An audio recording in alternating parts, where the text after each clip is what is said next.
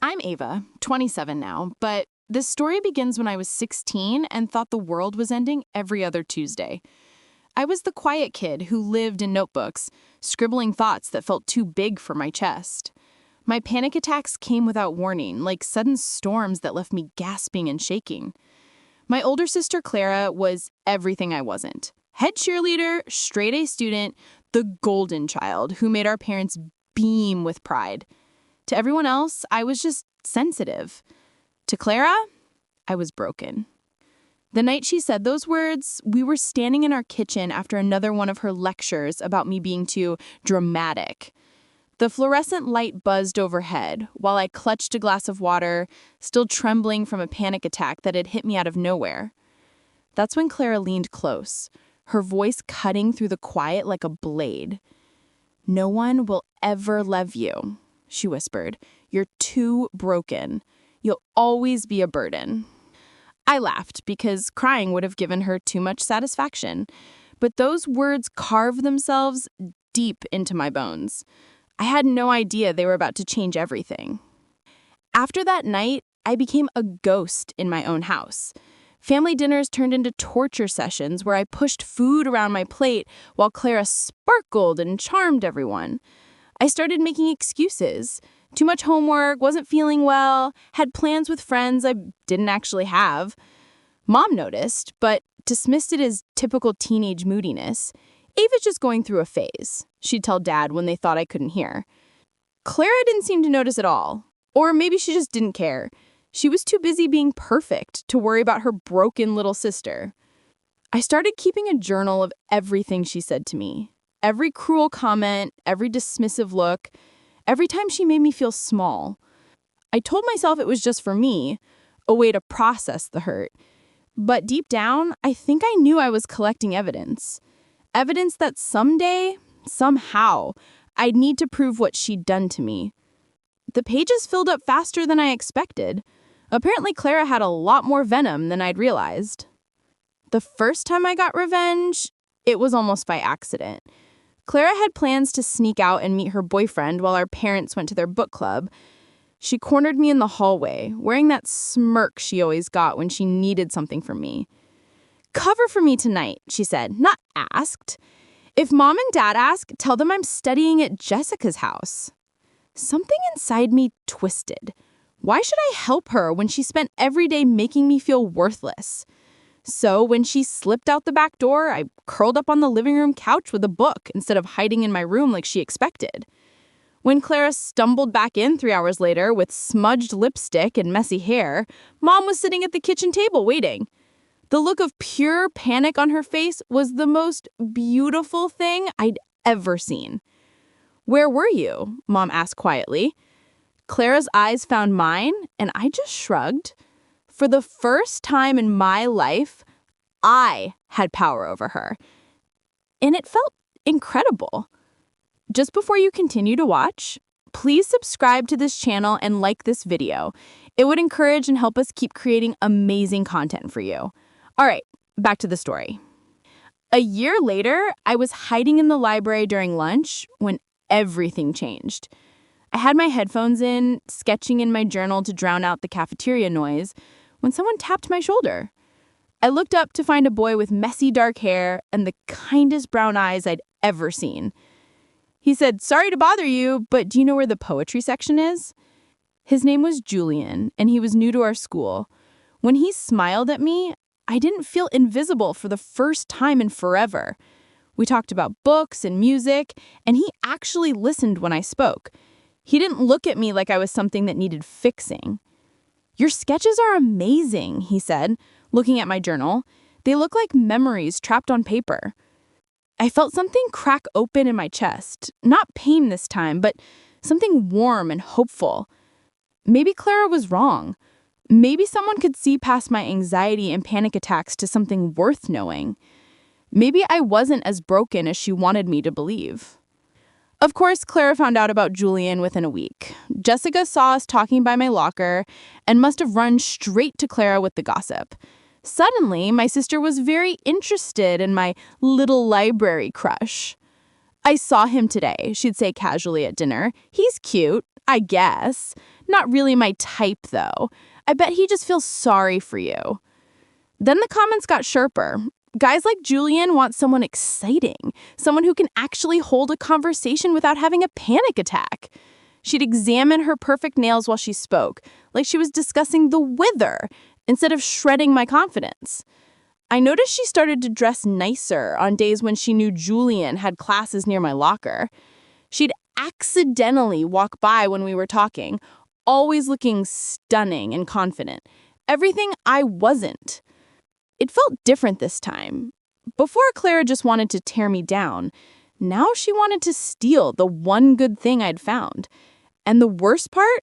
I was terrified she could do it. Julian and I kept getting closer, despite Clara's interference. He'd sit with me in the library, and I'd show him my sketches and writing. He never made me feel weird about my anxiety or the way I sometimes stumbled over words when I got nervous. You see the world differently, he told me once.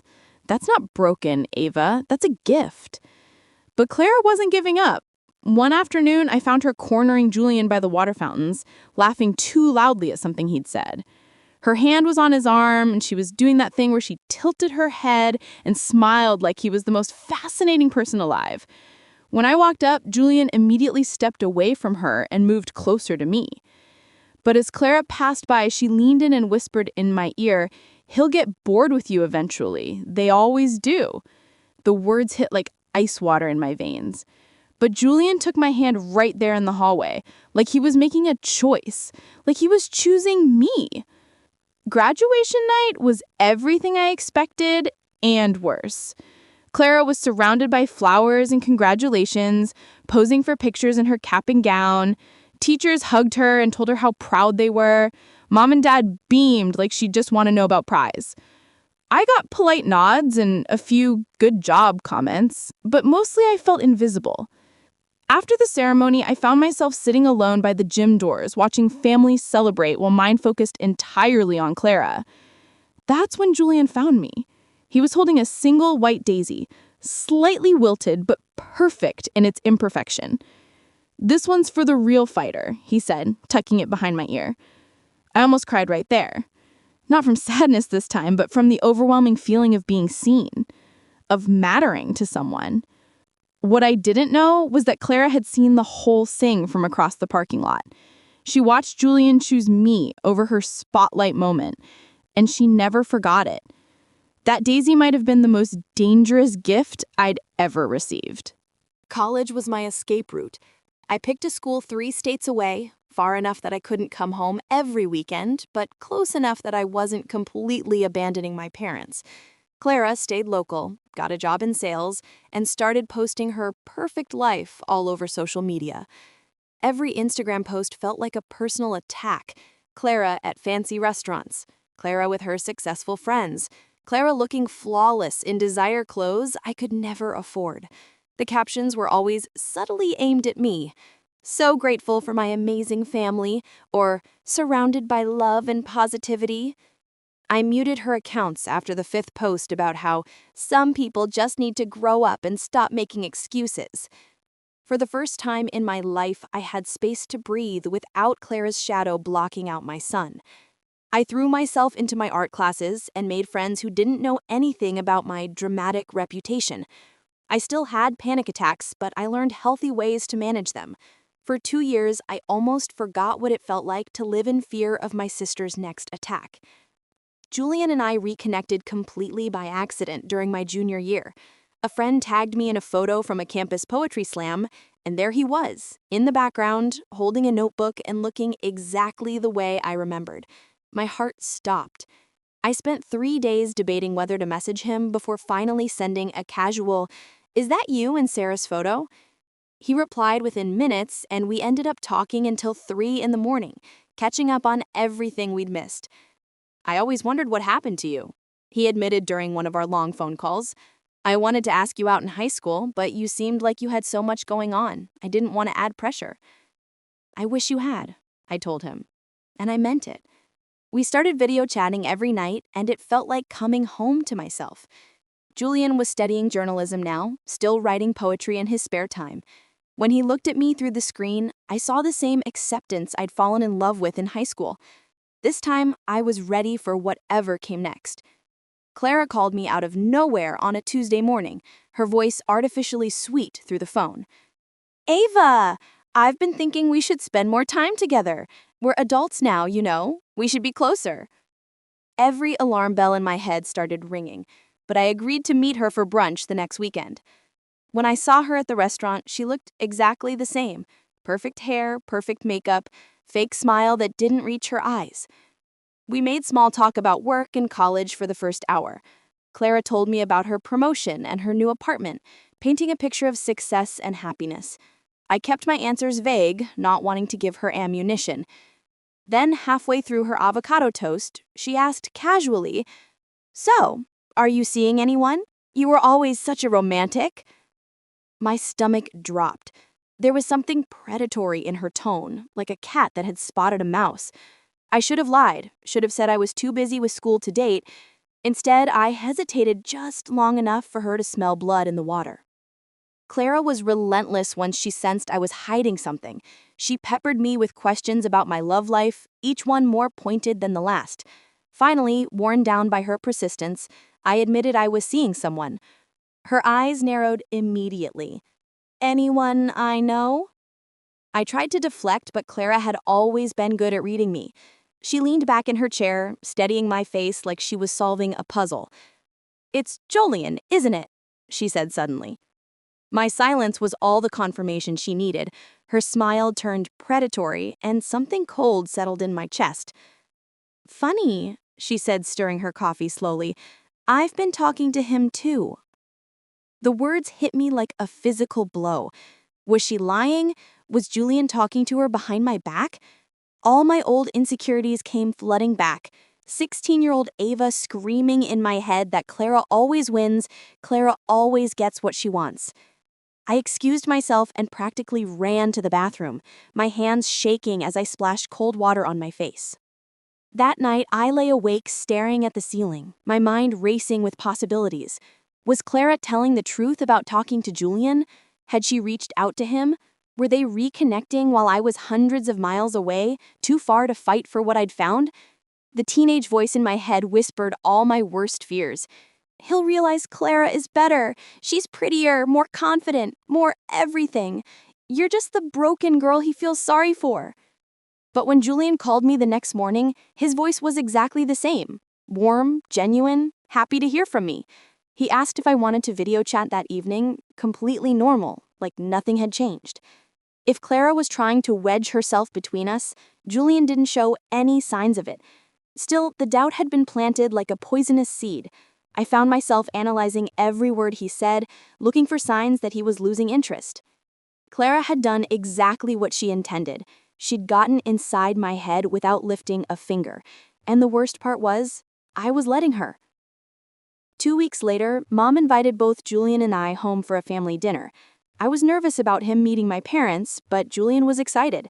He'd only heard good things about my family, because I'd never told him the truth about Clara. Clara showed up in a stunning red dress that was completely inappropriate for lasagna night. She looked like she was going to a cocktail party, not dinner with our parents. Julian sat beside me at the kitchen table, holding my hand under the worn wooden surface. Throughout dinner, Clara made subtle digs disguised as family stories. "Remember when Ava used to cry over everything?" she laughed, making it sound like fond sisterly teasing. "She was so sensitive. Still is, really." Mom laughed along, not realizing how each comment was designed to make me look unstable. But Julian didn't laugh. He just squeezed my hand tighter under the table, like he was anchoring me to something solid. Sensitivity isn't a weakness. It takes strength to feel everything as deeply as Ava does. Clara's smile faltered for just a moment, but she recovered quickly. After dinner, Clara cornered me in the bathroom while Julian was helping Mom with the dishes. She looked at herself in the mirror, reapplying her lipstick with practiced precision. "You know this won't last, right? Julian is just being nice because he feels sorry for you, but eventually he'll want someone who can match his energy, someone who won't fall apart at the first sign of stress." I stared at my reflection beside hers. Clara, polished and perfect. me looking tired and ordinary. "Someone like you?" I asked. She finally met my eyes in the mirror. "Someone like me," she confirmed. "I could give him everything you can't: confidence, stability, a real future, not just panic attacks and emotional baggage." That's when I realized this wasn't sibling rivalry anymore. This was war, and Clara had been fighting it longer than I even knew there was a battle. I straightened my shoulders and looked her directly in the eye. "We'll see about that." 2 years passed in a blur of long-distance calls, surprise visits, and growing closer despite the miles between us. Julian graduated and got a job at a local newspaper, while I finished my art degree and started freelancing as a graphic designer. Then on a quiet Sunday morning in a small art gallery downtown, Julian got down on one knee in front of one of my sketches that was hanging on the wall. The piece was called "Broken Things Made Beautiful," and it showed shattered glass reassembled into a stained glass window. "You taught me that broken doesn't mean worthless," he said, his voice shaking with emotion. "You turn broken pieces into something beautiful every day just by being you. I want all of it, Ava. The anxiety, the art, the way you see the world differently than everyone else. Forever." I said yes through tears of joy, but even in that perfect moment, a small part of my brain whispered that Clara wasn't done with us yet. She'd been too quiet lately, and Clara was never quiet unless she was planning something. But I pushed that thought away and focused on Julian's smile, on the ring on my finger, on the future we were going to build together. 3 weeks later, Clara announced her own engagement on Instagram with a photo of a massive diamond ring that probably cost more than my car. The caption read, "Found my soulmate," with about 50 heart emojis. My family exploded with excitement. Mom called me crying happy tears about both her daughters getting married. Dad talked about how proud he was to be gaining 2 new sons. Everyone was so thrilled about Clara's news that my own engagement got pushed to the background. I almost ignored the whole thing, focusing on my own happiness instead of Clara's need for attention. But then I saw the tagged name in her photos, and my blood turned to ice water in my veins. Her fiancé's name was Adrian Julian. Adrian Julian, the same first name as my Julian, like some kind of sick joke. It couldn't be a coincidence. Nothing with Clara ever was. She'd chosen someone with the exact same name as the man she'd tried to steal from me, just to mess with my head. The petty cruelty of it took my breath away. I spent the next hour frantically stalking Clara's social media, zooming in on every photo, trying to see if this Adrian was somehow my Julian living a double life. My hands were shaking so badly I could barely scroll through the pictures. But as I examined each tagged photo, relief washed over me. Adrian was tall and blonde, nothing like my Julian. He worked in finance and wore expensive suits. His smile was all straight white teeth and no soul. The relief was immediately followed by rage, so pure, it made me dizzy. Clara had deliberately chosen someone with Julian's name. She'd probably searched through dating apps specifically looking for someone called Julian just to twist the knife. It was psychological warfare disguised as coincidence, and it was so perfectly Clara that I almost had to admire the cruelty of it. Almost. I called Julian, my voice shaking with anger, and told him what Clara had done. He was quiet for a long moment before he said, "She's really that threatened by what we have?" Apparently. And for the first time, I realized that maybe I was winning this war after all. Clara's wedding invitation arrived 2 months later, printed on expensive cardstock with gold foil lettering. But it was the handwritten note tucked inside that made my hands shake. "Dearest sister," it read in Clara's perfect cursive. "I can't wait for you to see what real love looks like. Maybe you'll finally understand the difference between settling and choosing someone worthy. XOXO, Clara." I stared at the note for a full minute before Julian found me at the kitchen table. He read it over my shoulder and cursed under his breath. "We don't have to go," he said immediately. But something had shifted in me. For too many years, I'd let Clara define me, let her convince me I was broken and unlovable. I'd hidden from her spotlight and accepted her version of who I was. "No," I said, surprising myself with the strength in my voice. "We're going. It's time she learned that I'm not the scared little girl she remembers." Julian smiled and kissed the top of my head. "Then let's go show her exactly who you've become." The week before Clara's wedding, I went dress shopping with my college roommate, Sarah. I was looking for something elegant but understated, something that would let me blend into the background like I always had. But as I was trying on a simple navy dress, I overheard Clara's voice from the fitting room next door. She was on the phone, her voice low but carrying through the thin walls. She was saying, "Don't worry about Ava. She'll probably have a panic attack and leave early. She always finds some way to make things about her drama. Some people never change, you know." The casual cruelty in her voice made my vision blur with rage. After all these years, after everything I'd accomplished, she still saw me as the broken teenager who couldn't handle stress. That's when I made my decision. I wasn't just going to attend Clara's wedding. I was going to reclaim every piece of myself she tried to steal. I was going to show her exactly how much I'd changed. And I was going to do it in the most public way possible. Clara's wedding was everything I expected. Over the top, perfectly orchestrated, and designed to make everyone feel inadequate in comparison. The church was draped in white roses and gold ribbon, with photographers capturing every moment. Julian and I arrived deliberately late, slipping in just as the processional music began. I'd chosen an emerald green dress that made my eyes look bright and confident, and Julian looked incredible in his navy suit. As we walked down the aisle to find seats, I heard gasps ripple through the crowd. People who remembered me as Clara's quiet, anxious little sister couldn't believe the confident woman walking beside Julian. But the best moment was when Clara turned to see what was causing the commotion. Our eyes met across the crowded church, and I saw her face drain of color as she realized I wasn't the broken girl she remembered. I was something else entirely. Something she never expected me to become. Strong. At the reception, Clara's maid of honor begged me to give a toast as the sister of the bride. I could see Clara across the room, her eyes silently screaming at me not to dare, but I stood up anyway. "I'd like to propose a toast," I said, my voice carrying clearly across the elegant ballroom. "To my sister Clara, who taught me that the most important person to get approval from is yourself."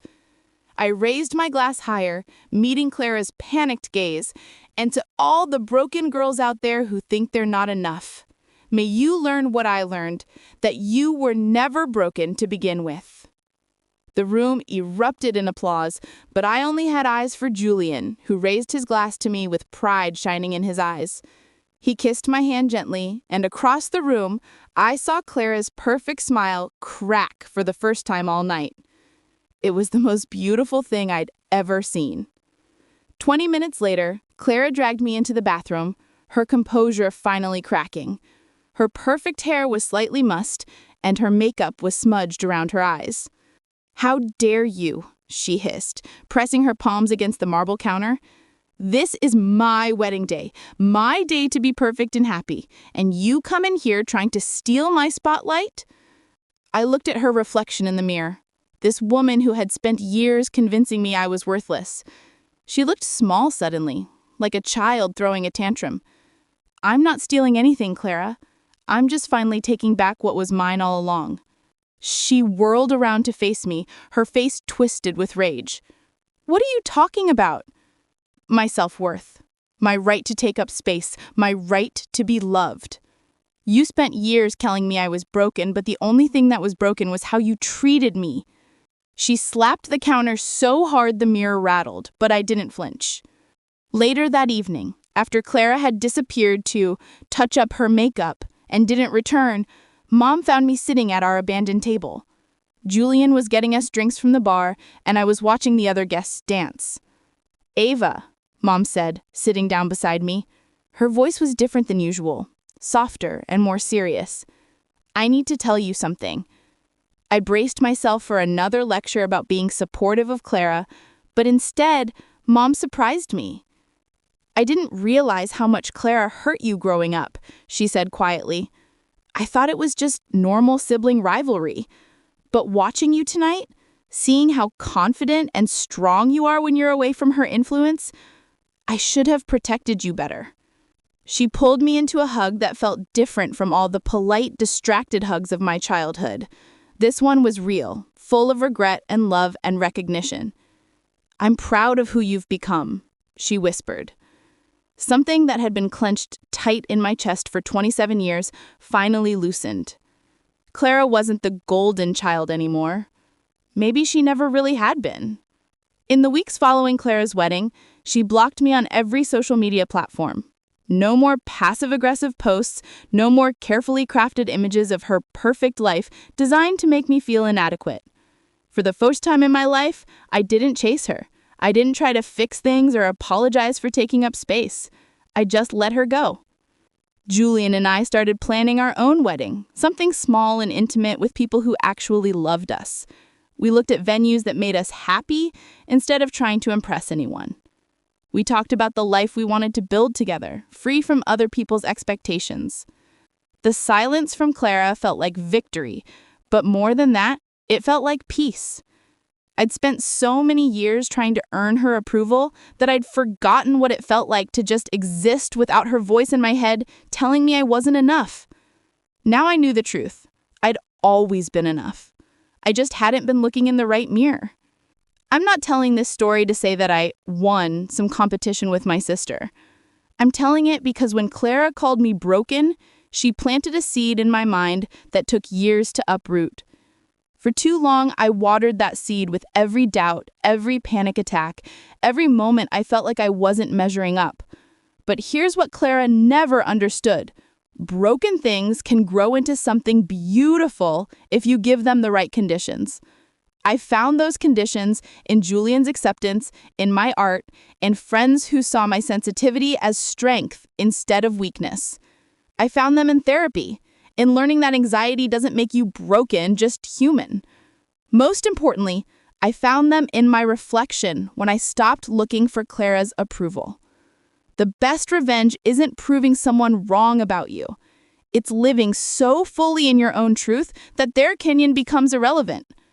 I'm sitting here now, planning a wedding built on love instead of competition, surrounded by people who celebrate my whole self, instead of trying to fix my broken pieces.